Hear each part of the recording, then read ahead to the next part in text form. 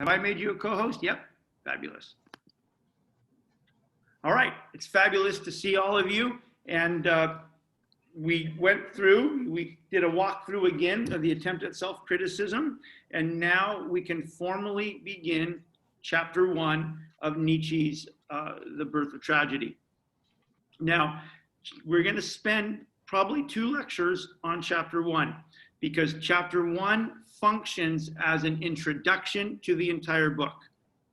Okay, chapter 1 functions as a kind of standalone, semi-standalone chapter that introduces the core themes, this issue of agon and Nietzsche's treatment of the Apollonian and the Dionysian, and most importantly, the most important things to know about the Apollonian and the Dionysian. Okay, so we begin chapter 1.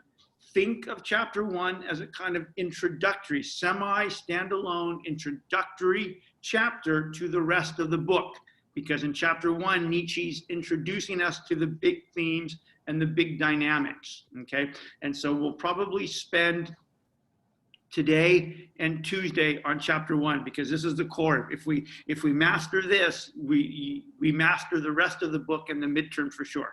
And I want to spend at least 2 lectures here, because the Apollonian and the Dionysian is confusing to all of you, and it has to be, because you don't know how you're not experts in Greek mythology, and we haven't defined them yet. So now we're in the defining moment.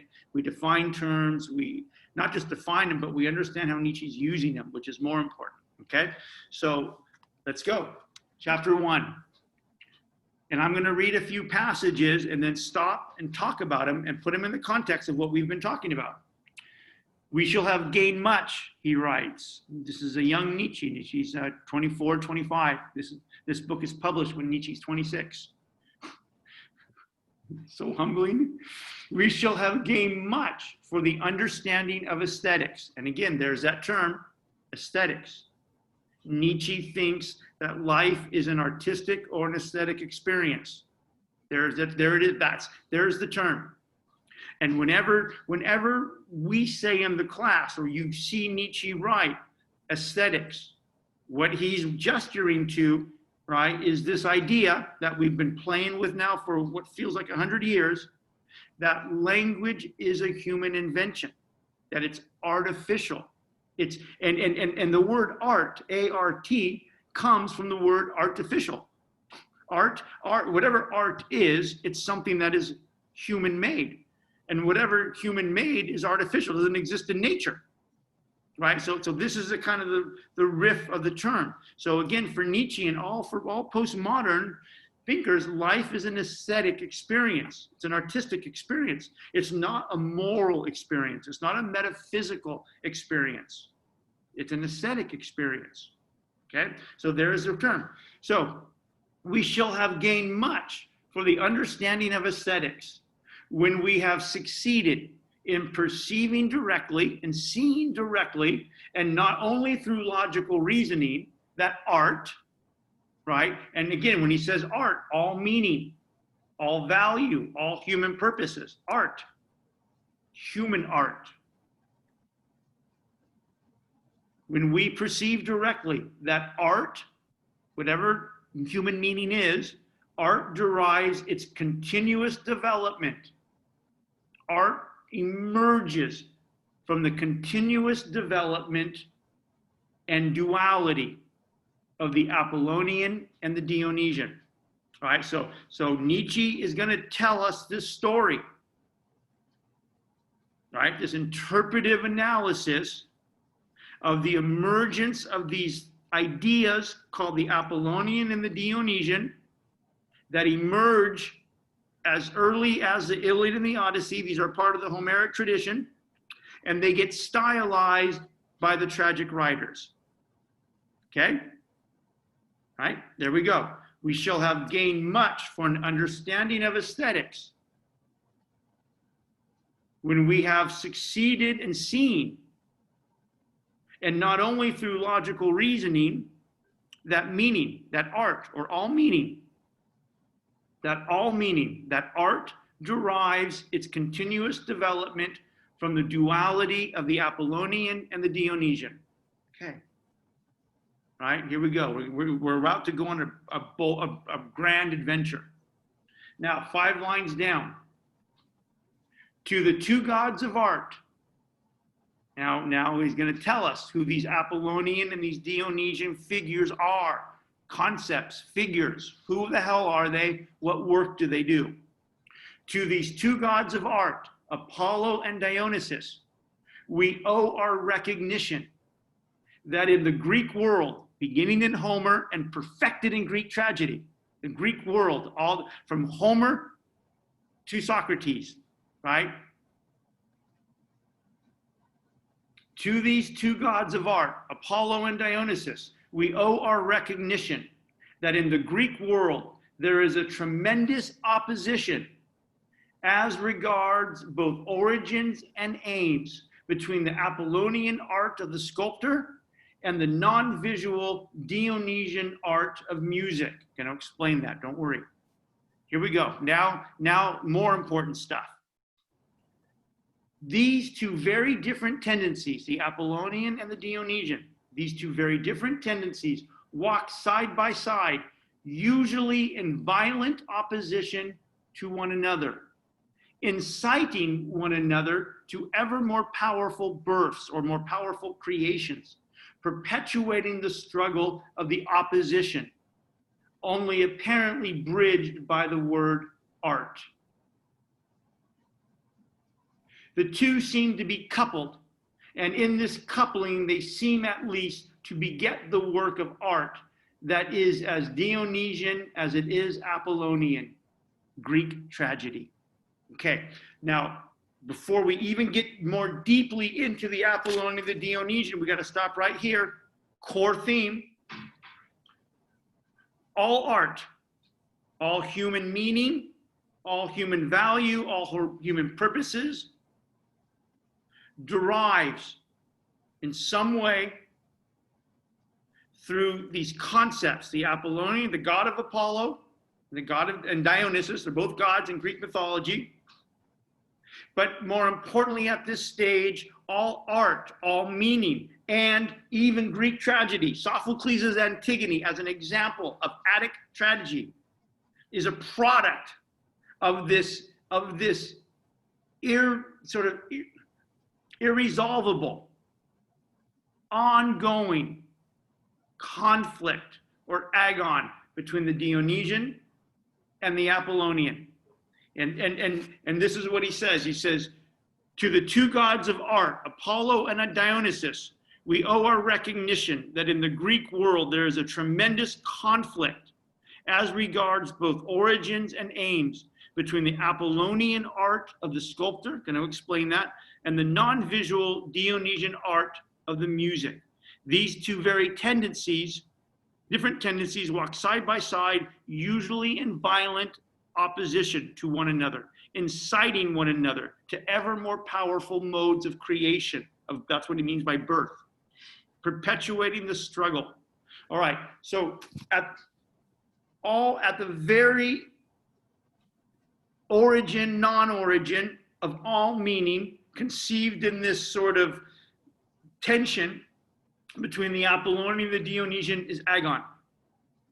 Agon. All meaning, right, is born out of a kind of agon, a kind of conflict, right?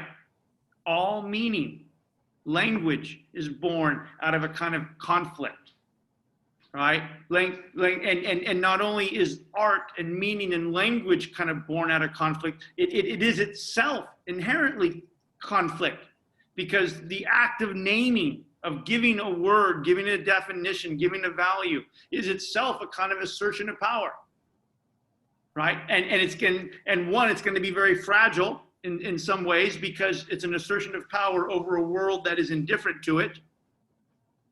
And as we know perfectly well, because we've been talking about this for the last 7 weeks, it's agonistic because people have conflicts over what things mean and what things are valued and who gets to determine it. So at the very core of Nietzsche's entire interpretive story about this is agon, right? That conflict in meaning, existential conflict, that life is physically and materially hard, right? That we are mortal, we die. In fact, we all lose the conflict to death, right? And so at the core of all of this is this agon. And by the way, the agon is inescapable. It's irresolvable. It's inescapable. It is part of the dynamic. It's part of the process. You are born, life is difficult, life is agonistic. It's agonistic in terms of the struggle for meaning. Who are you? Who's defining who you are? What do you value? Are you being oppressed or marginalized, or are you thriving? Life is agonistic over disease. Life is agonistic over survival, and ultimately we die. Right? And bearing witness to this agon, this inherent, inescapable, constantly unfolding agon, is the secret to the tragic and the heroic perspective.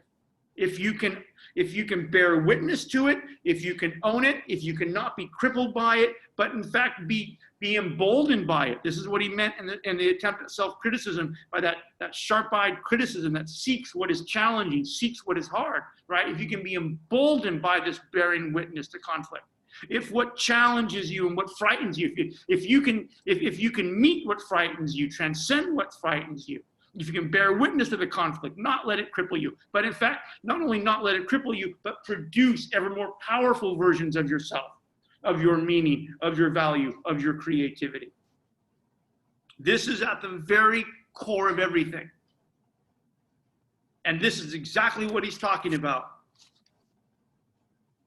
These two very different tendencies walk side by side, usually in violent opposition to one another, inciting one another to ever more powerful creations. This is the source of the origin of all meaning, of all value, of all interpretive analysis, to use Brian's word, of a human life.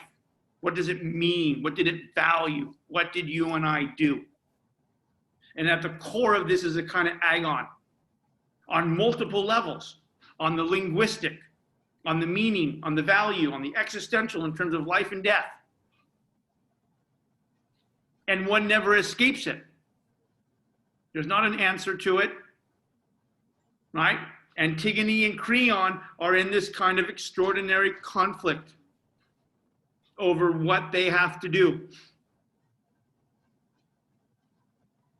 All right. So, everything we talk about, as we have been already, is going to revolve around the presence of agon. It's essential for Nietzsche, and again, even for postmodernism. It's essential for postmodernism because for postmoderns, in and of itself, the world and the cosmos and even human life in an abstract sense doesn't have an inherent meaning. So whatever meaning is produced through these Apollonian and Dionysian forces is an assertion of power. And it's assigned to us, right? And this is why Nietzsche will say, and this is why, especially Foucault, this is what we'll say. Foucault will say, whatever subjectivity it is, whatever we think the self is, it is first and foremost the effect of power, a kind of linguistic power. Consciousness is the effect of power. It's produced in relationships of linguistic and material power. The body, sexuality, and gender, race, identity, these are the effects of a kind of power, a linguistic and a material power. They're constructed. And that construction, even when we don't know it's happened, is a kind of agon. It's a kind of imposition. And then as you go through your life and you come to realize that, then you become engaged in your own agon over who the hell you are and what you mean and what the value and purpose of your life is. So for not just for Nietzsche in terms of his conception of the heroic perspective, but even for Foucault, right? This is key to Foucault. When we get to Foucault and we read Discipline and Punish, you can't understand the book without understanding consciousness and identity and the body, the construction of the body, sexuality and gender constructions for Foucault as a kind of power, kind of effect of power. And as we live our lives, this is what Foucault means when he says there's nothing outside of power. This is what Derrida meant when he said there's nothing outside the text. Right? As you and I move through our lives, we're always already, I love the German use of that. We don't have English, always already. Right? We're always already in that game. We're always already in those relationships of power, which are agonistic. Sometimes they're less agonistic. In fact, we don't even know they're operating because we've been raised by metaphysical theories of truth and we think it's out there and off we go. But it's still power. It's still constructed and has a hold and has a grip. And sometimes that power becomes more aware, like right now. The whole culture is kind of in the grips of an extraordinary agonistic conflict, a power conflict over what the hell democracy will mean. What does equality mean? What does racial equality mean? What do these things mean? That's what Nietzsche's talking about. All right. Now, let's talk about the Apollonian and the Dionysian. And then I'm going to read some passages. Okay? So here we go. For Nietzsche,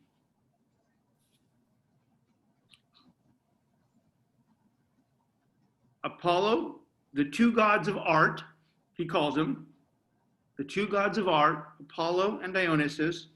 The first thing to know is that for Nietzsche, these are human constructions. Apollo, they call them gods. Nietzsche called the Homeric Greeks called them gods. The tragic Greeks called them gods.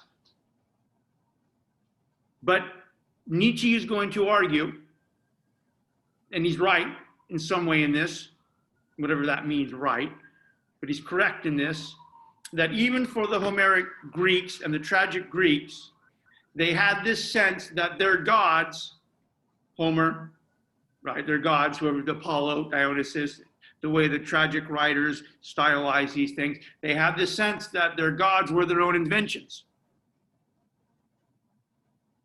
Right? They had this sense that the gods were their own inventions. In fact, there's a quote on the syllabus from Aristotle. Even Aristotle gestures to this. If you go to your syllabus, there's two quotes. There's one from Marcel Proust, from Things in Remembrance Past, and there's one from Aristotle.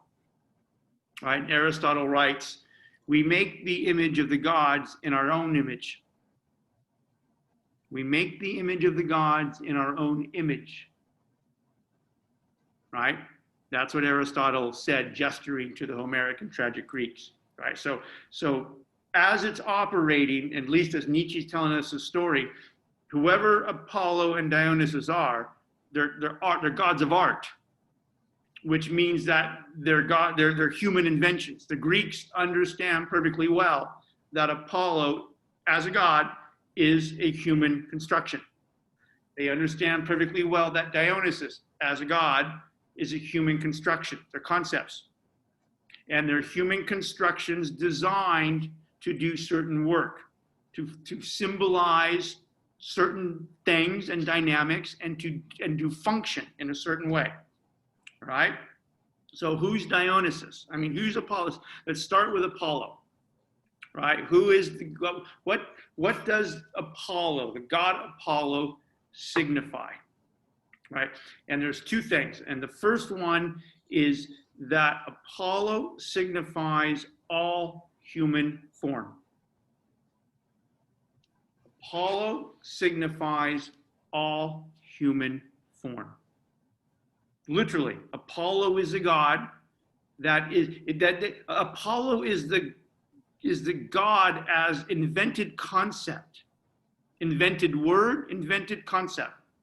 Apollo as a god is the invented word concept that symbolizes, in this wonderful way, all human form and meaning.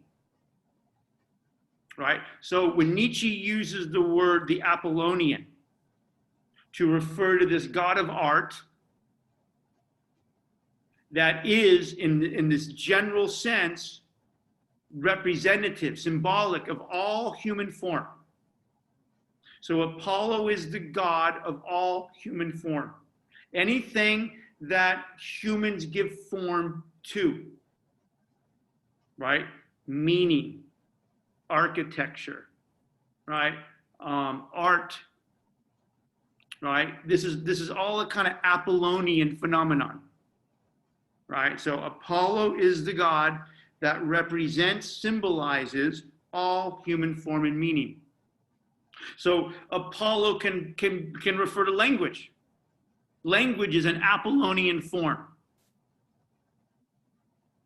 Meaning is an Apollonian form. Morality is an Apollonian form. Laws are Apollonian forms. And you can talk about Apollonian forms in terms of concepts. Language is one of the quintessential Apollonian forms. Meaning is a quintessential Apollonian form in its abstract sense. Morality is a kind of Apollonian form. Laws are kind of Apollonian forms. But you can, and we can also talk about Apollonian forms in kind of concrete things. A building, if you look at architecture, you think of people building a building, right? Buildings don't exist in nature. Human beings cut down trees and they cut the wood and they put up a building. An architecture, a form, there's a structure, there's a form that was put there by human beings to do something, to serve some function. So, yes? So Apollonian refers to man-made things meant to serve a function. Yep, Okay. Yep, beautiful, Genesis, absolutely beautiful. That have some form, and I apologize that I get hung up on this word, but for me it works, and so if you can get your head around it, hopefully it works for you. So you think of form, right?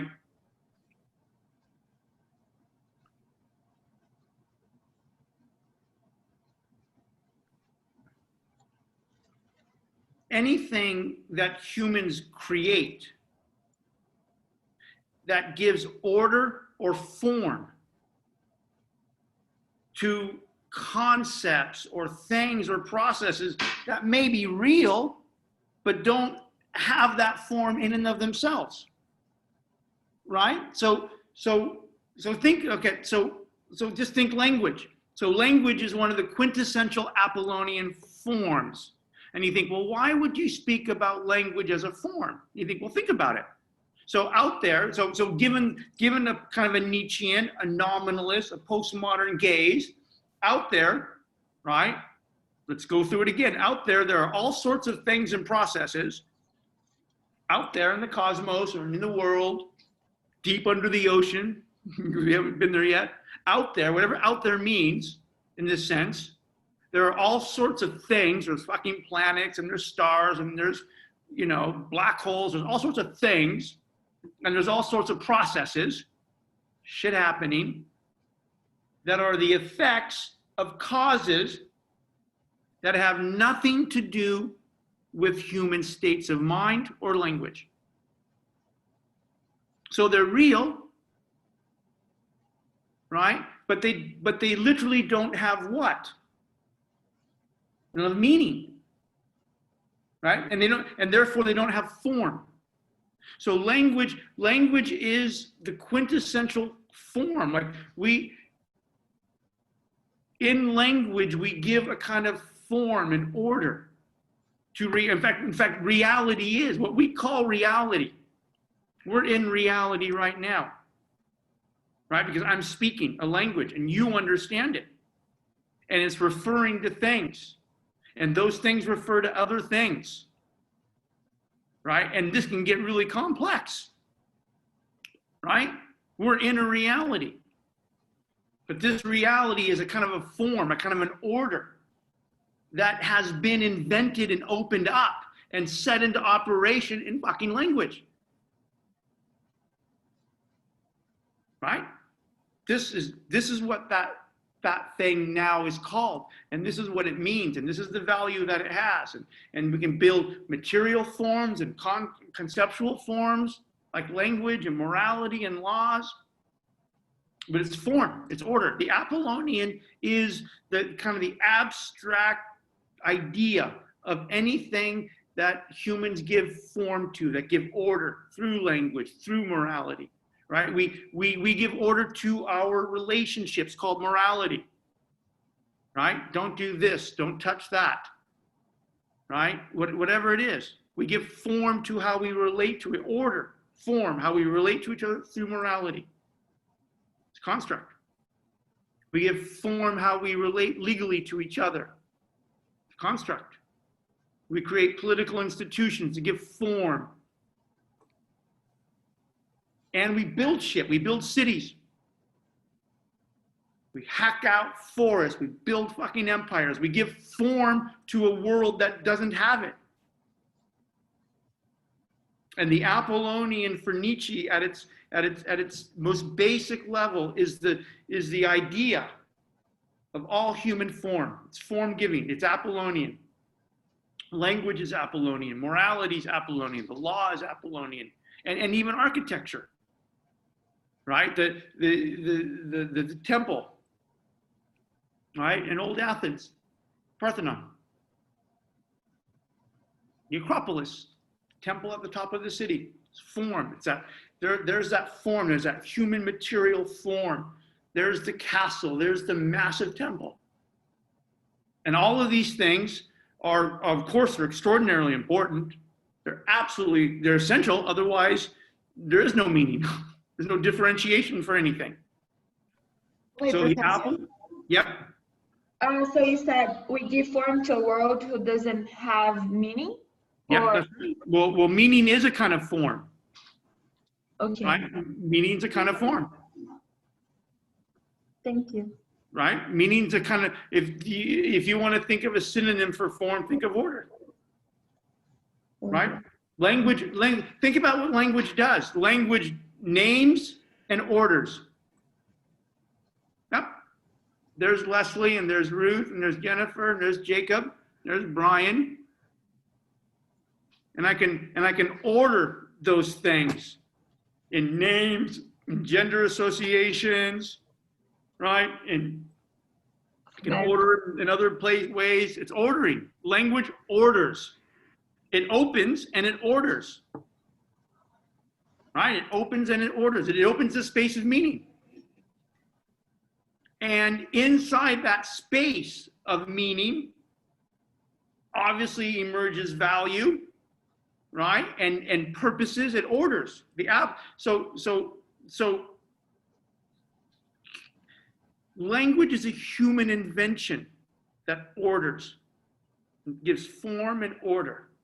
And by the way, because it's a human invention and it's kind of fragile, that form and that order is undergoing constant what? Changing. Changing. It's changing all the time. And therefore it's kind of agonistic, right? It's changing and it's agonistic, and it's changing and it's agonistic for lots of reasons, because certain forms just die. The Roman Empire disappeared. The tragic Greeks disappeared. America is going to disappear in 6 months, right? It's fragile. This stuff just dissipates. The world just consumes it. And it's also fragile because it turns out that people are engaged in conflict over the form and the order and the meaning, which is a good thing, right? Because there is no inherent truth to a word, no inherent truth to a morality, no inherent truth to racism or a color of your skin or ethnicity. All of those things are constructs. They're orders and forms that are invented by human beings for whatever purposes. So the god Apollo, and again, when Nietzsche says, to the two gods of art, Apollo and Dionysus, he's being literal. Apollo, as a god, I'm going to call it a god, is still a human what? Construct. It's a construct, and it's a construct that functions in a certain way. Okay, it's an invention. Even the word Apollo is itself an invention, and it becomes the symbol word for human forms, for human inventions. Okay, that's what it is. And by the way, it's happening all the time. So for the Greeks, Apollo was the god of form, of meaning. It was their own invented word for the word order, right? It's kind of funny, right? It was their own invented word for the idea of form. So when Nietzsche says that's Apollonian, he can be referring to all sorts of things, right? Language is Apollonian. Morality is Apollonian. Architecture, right, is Apollonian. CSUN, you look at the university, CSUN, right, with its colleges and its departments and its building. It's this kind of quintessential Apollonian construction that creates a university, organizes it into different little parts, relates it all in some big cosmic scheme. It's Apollonian. It's a human construct. Now, just because it's Apollonian doesn't mean it's not important or not valuable. In fact, just the opposite. Because there is no inherent meaning or value or purpose to anything, the very fact that through these Apollonian forms, we give the world meaning, we give it purpose, we give it value. That's really the energy behind postmodernism, coming to understand that. It is precisely because life has no inherent meaning or essence or the cosmos. It's precisely because that has to be created and asserted as an Apollonian form by human beings. That's why meaning becomes important. And that's why you do it.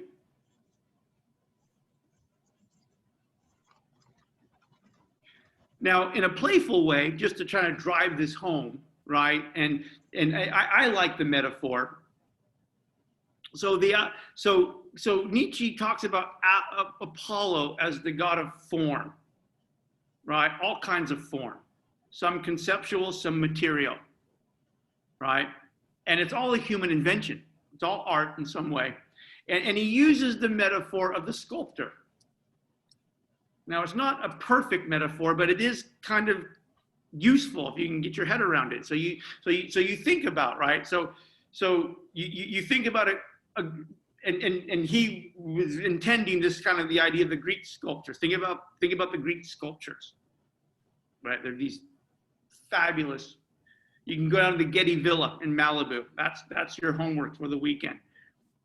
Find a date, and the tickets are free. You got to order them online, but find a date, or no, forget the date. Go alone, and go to the Getty Villa in Malibu, where they have the ancient Greek and Roman collection, the Getty collection, not the one on the hill, but the villa in Malibu, and go look at the Greek sculptures. They're stunning, and for Nietzsche, the kind of the imagery is, the metaphor is valuable because before it was that, it was a rock. It was a rock. It was granite, or it was limestone. It was a fucking rock. And the rock was part of some mountain that had been around for 1 billion years. Right? No meaning, no form, no order. It's just, there's a fucking granite cliff. And the granite cliff's been there for 1 billion fucking years. And maybe it's got some interesting things because water's come down it, and there's been a big storm and part of it crashed. Okay, all that, but that's just fucking natural stuff that has no inherent meaning or purpose. It's just a granite fucking cliff. And some human being thought, let's invent a tool because there aren't hammers in nature, and they're not chisels in nature, and they're not levers in nature. Let's invent some tools, and let's go to the granite cliff, and let's hack out a big fucking block of granite. And let's do what? Let's give it form. Let's give it meaning. Let's make it into a Doric temple. Let's make it into Nick Dungy. I've got a classic Greek sculpture of myself out in the other part of the house. I was so narcissistic one year I ordered it. It's a joke, I don't. Right? But let's turn this block of rock into something meaningful, into art. Whether it's a Doric temple at the Acropolis, whether it's a statue of Nick Dungy with the spear. Younger Nick Dungy, not old Nick Dungy. Right? That's what, and that's what he means by the art of the sculptor.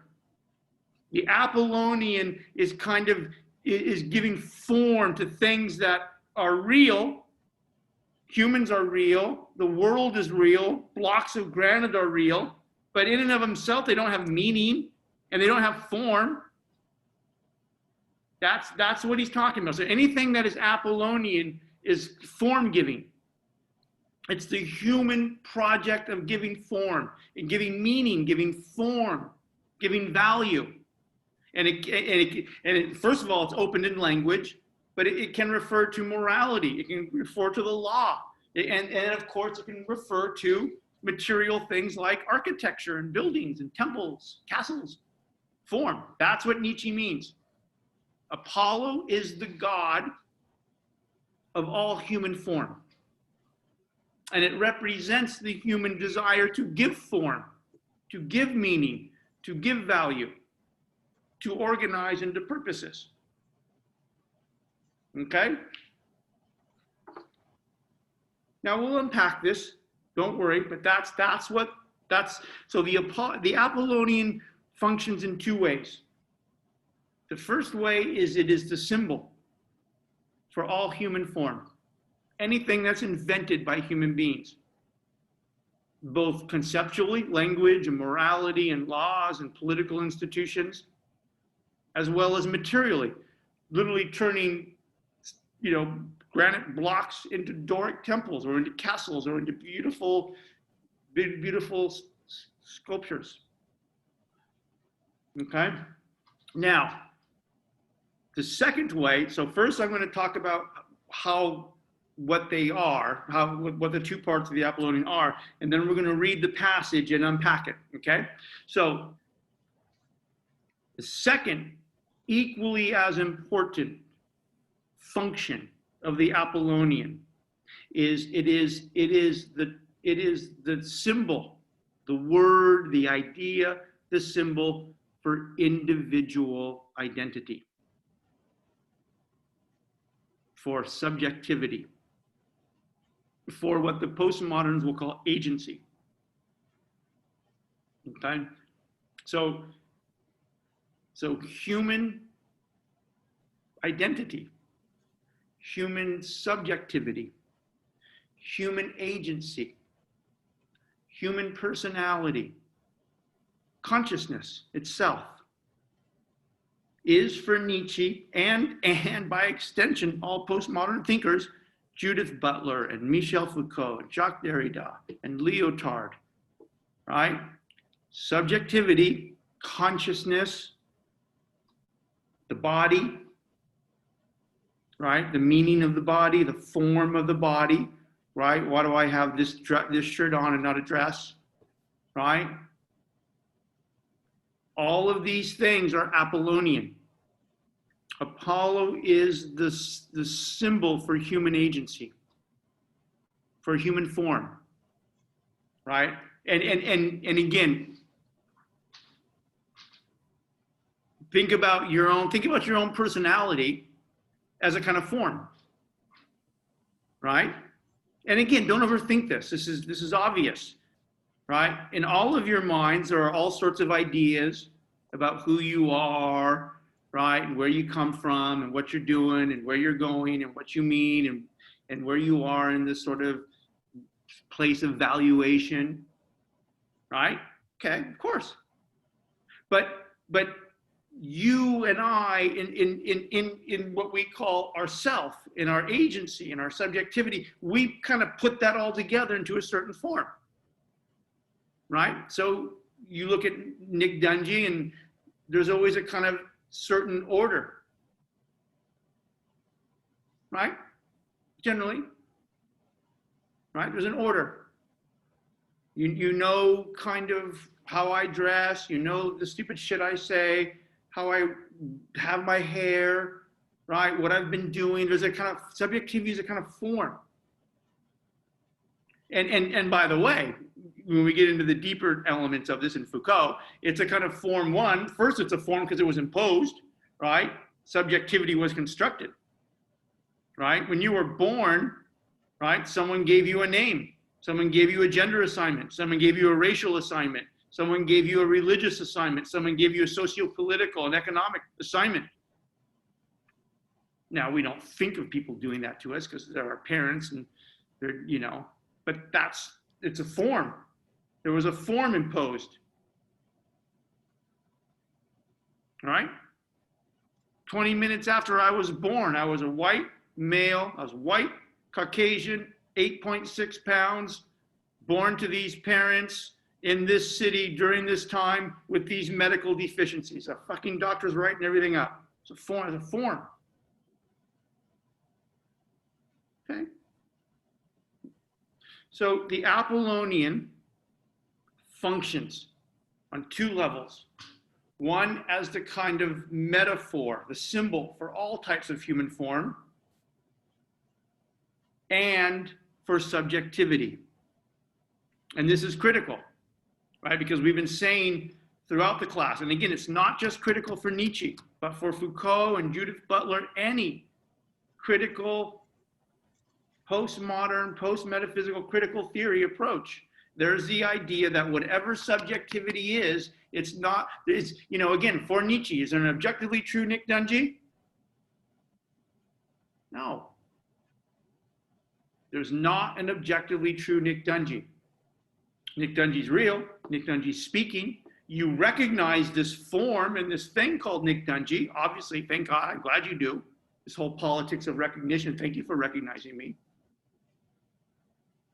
Right? But in many ways, you recognize it because we speak the same language. We're in a hierarchy of education. I got this PhD. You're getting your BA. You've bought into the system. I'm part of the system. Right? It's all form.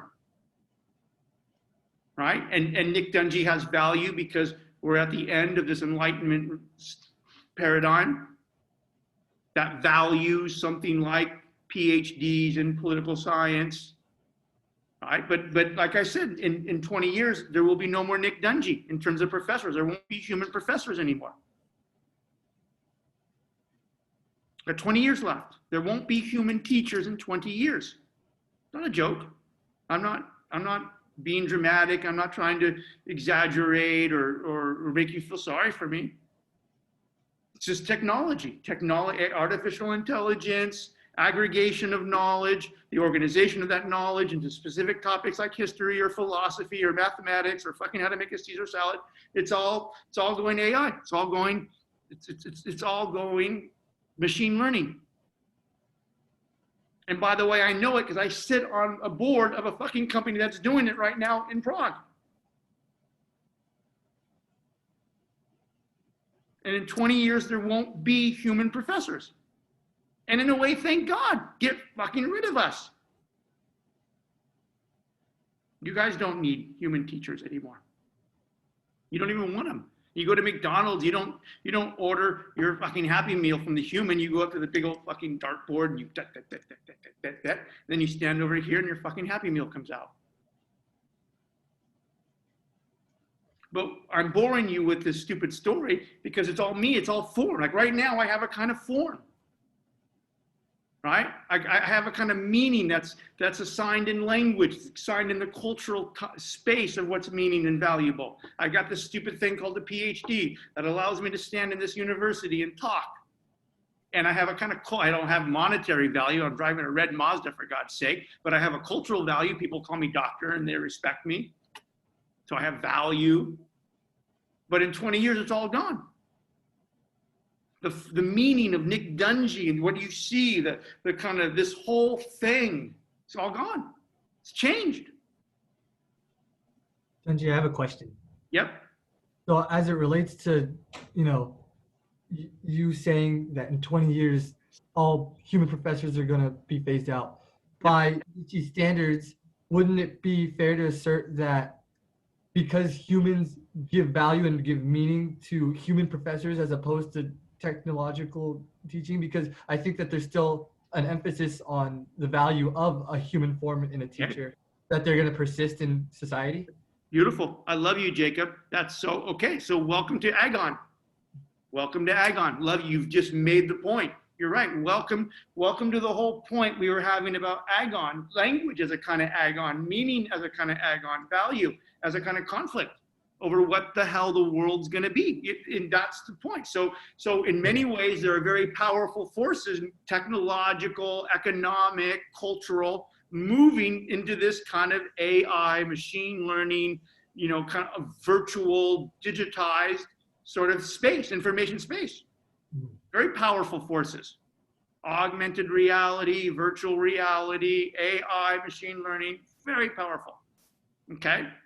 And then those kind of Apollonian tendencies come into conflict with people like you who are saying to themselves, wait a minute, I don't want the world to mean that.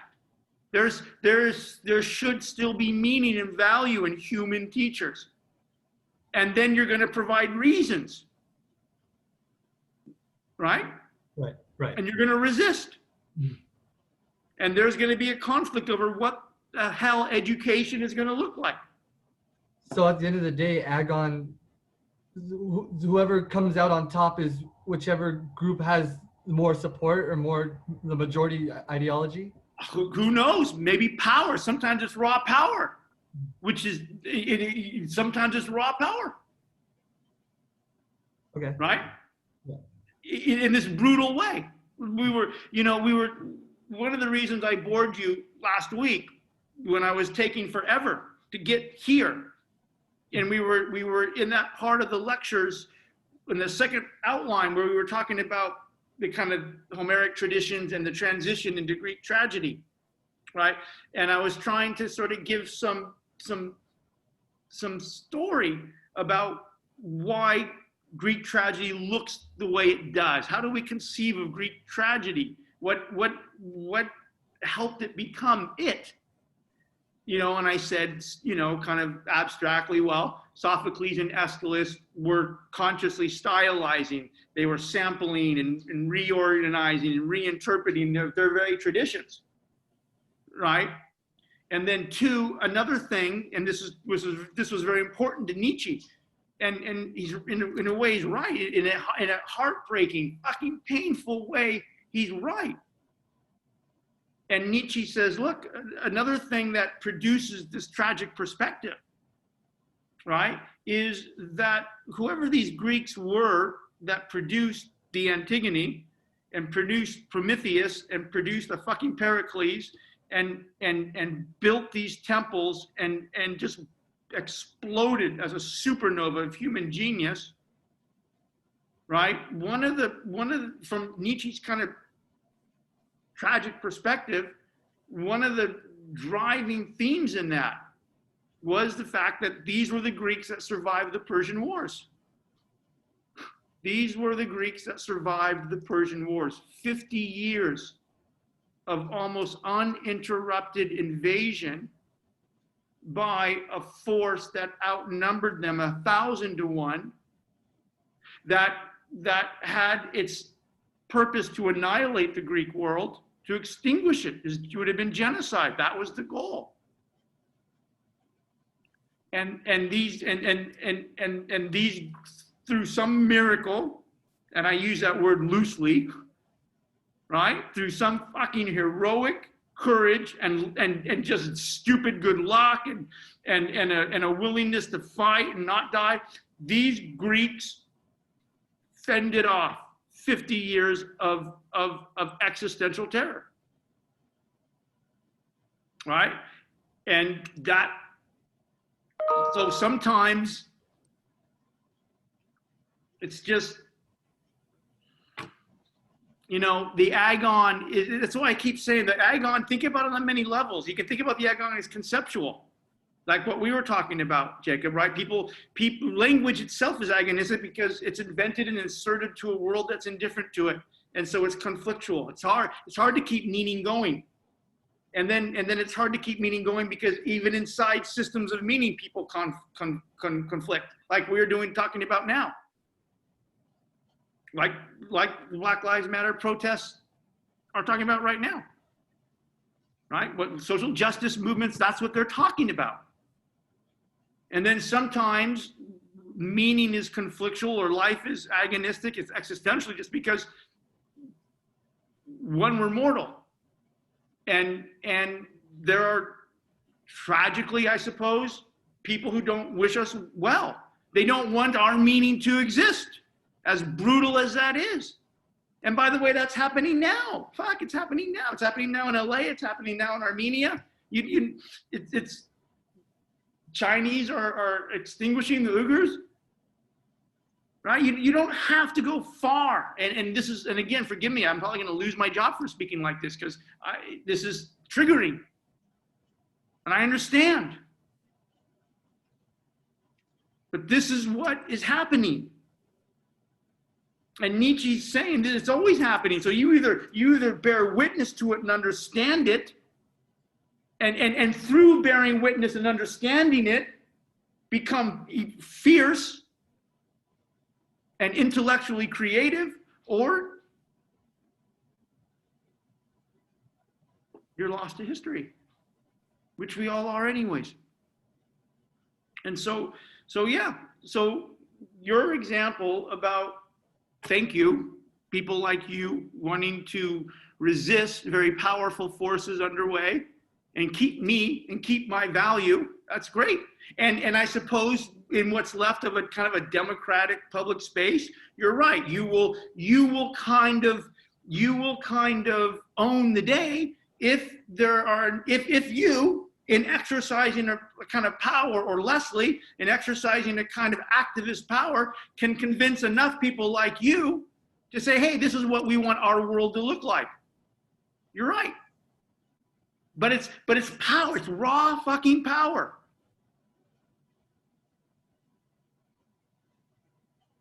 And it's kind of agon.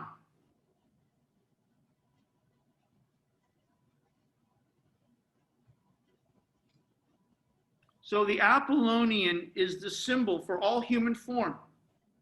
Anything that gives meaning or order to something, to the material world. There's a city. There didn't used to be a city there. There's a sculptor. There used to be a granite block. Oh yeah, we now call this thing the Greek world. Didn't used to be the Greek world. Oh, now we call this place America. Didn't used to be called America.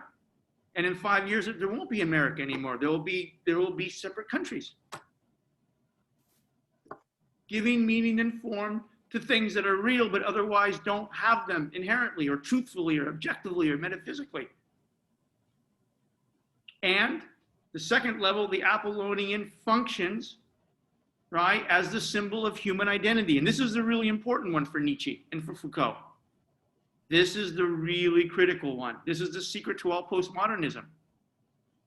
Even if at the end of the day, because you're committed to some metaphysical system of thought, and I'm not here to tell you what to think, we're just here to have an intellectual exercise, okay? All right, but this is the core for Nietzsche and Foucault and postmodernism. The willingness, even if it's just as an intellectual exercise in the course. Hey, I'm gonna, I've been raised in this Kantian, the Platonic metaphysics, or this Christian metaphysics, or the Islamic metaphysics, right? And okay, right? And this is still what I believe, but I'm gonna come and have this course, and I'm just gonna see what's happening here. I'm gonna try to understand how they want to understand themselves, right? So even if you view Nietzsche and Foucault like that, which is fucking fine. My purpose here isn't to change your mind or to do anything to you, right? Our purpose here is to have a conversation about different ways of conceiving language and conceiving reality and conceiving subjectivity, right? But at least, even if it's just an intellectual exercise, this is a really core element of it. For Nietzsche and Foucault, there is no objectively true self. It's an Apollonian form. It's art. That's what I mean. Consciousness is an artistic experience. Consciousness is an aesthetic experience. The body is an aesthetic experience. It has meaning, it has value, it has representation, right, and placement and complex systems of meaning and value and purpose, but it's still an invention. It's a construct. Right? It's an effective power, and it operates as a kind of a machinery of power. As Foucault will famously say, subjectivity is both the effect and the vehicle of power. We are both the effect and the vehicle of systems of power, mostly linguistic, but also material.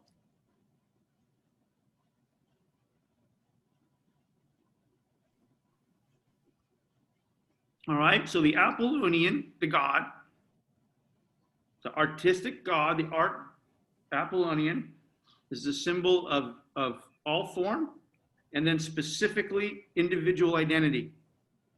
Okay, your personality, your identity, your subjectivity is for Nietzsche and Foucault an Apollonian form. Now again, it's incredibly important, right? It's super important, otherwise there would be no what? There'd be no you, right? But as real, right? Because I'm real. This is a real conversation. You're real. As real and as important as we are, doesn't mean that means we're objectively what? True. True. That's right. That whatever that is, that Nick Denji is, with its meaning and value, is objectively true. It's not. It's a construct. And like all constructs, it's a space of contested power and agon over meaning and value, and it's one that can go away. And by the way, it will go away because I'm going to die soon. We all die. And it can go away like all concepts can go away. There's no more Roman Empire. There's no Cherokee nation. Soon there will be no America. And I don't mean that in a bad way or critical way or a scary way. I'm just saying it's got about 5 years.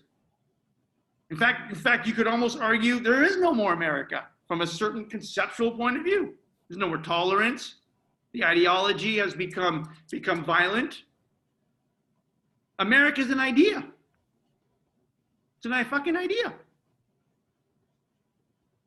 And the ideas that made up the idea of America aren't really operative anymore. Okay.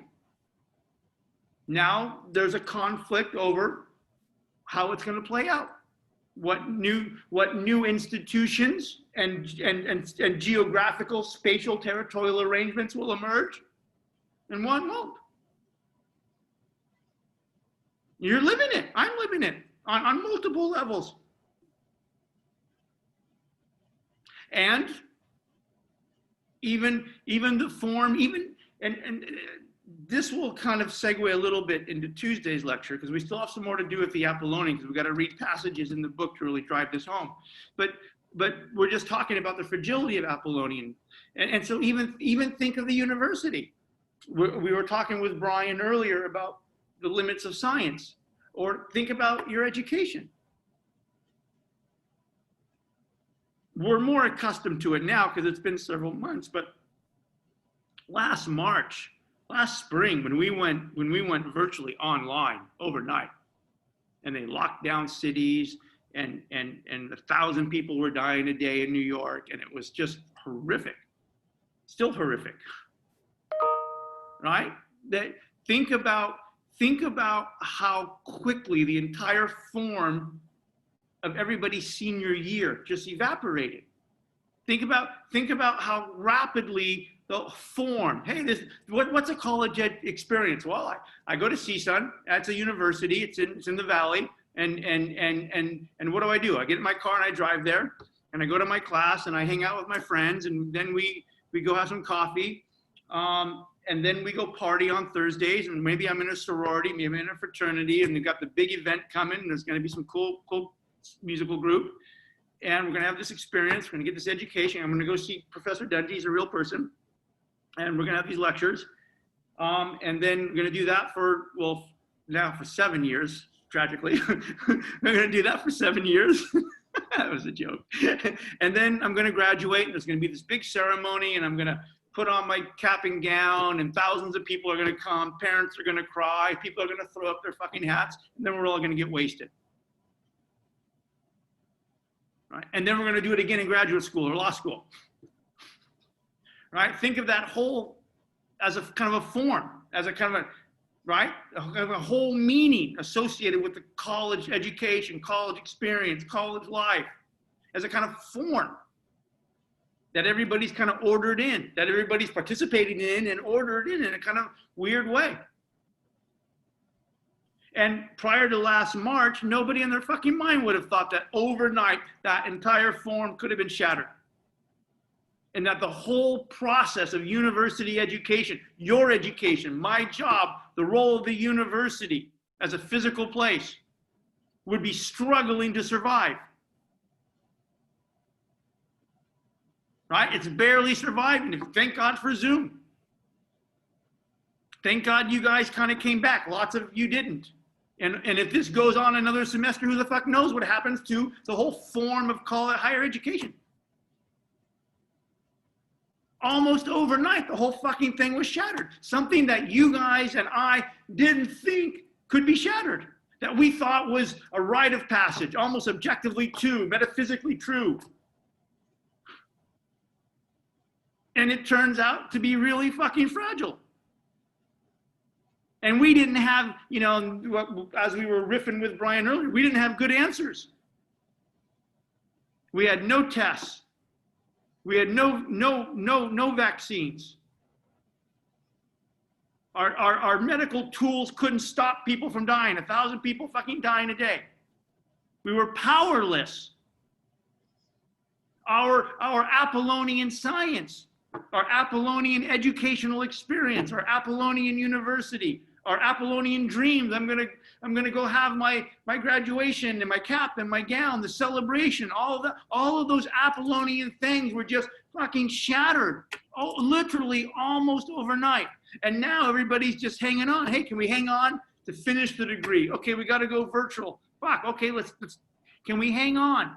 We're hanging on to live. We're hanging on for jobs. A million people on new unemployment claims, 890,000 last week.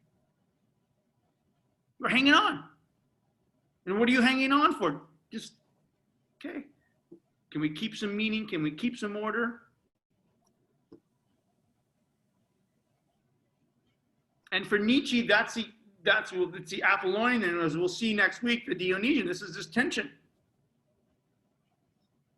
All right, so on Tuesday, I'm going to read through parts of chapter 1 and I locate specifically the examples Nietzsche's using to the ideas we've just talked about, so you can understand how Nietzsche's using the word Apollonian and why it's important.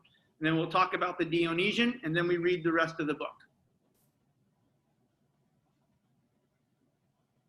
Cool? Thank you. Thank you so much, Professor. Thank you. Thank you. We're in it. We're in it. I told you it would take us a little while to get there, but once we get there, we're in, and things will start to make sense. Trust me.